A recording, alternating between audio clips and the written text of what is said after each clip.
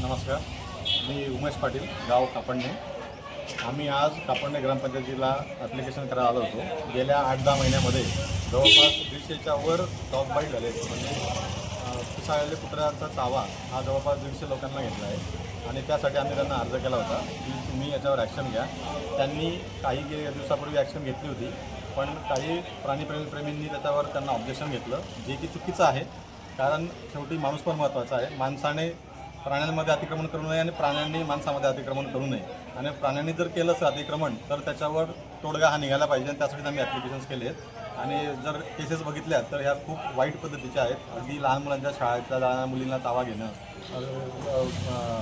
वरिष्ठ लोकांना चावा घेणं, अशा बऱ्याच केसेस आहेत आणि ज्या अशा आहेत की रिकव्हरीला खूप त्रास देणाऱ्या आहेत. तर आमची विनंती आहे ग्रामपंचायतीला की जो तुम्ही कॅम्पेन थांबवला होता तो पुन्हा चालू करावा आणि कुत्र्यांचा ताबडतोब बंदोबस्त करावा. म्हणजे आम्हाला नागरिक लोकांना, कापडण्याच्या नागरिक लोकांना शांततेमध्ये आपल्याला जगता येईल.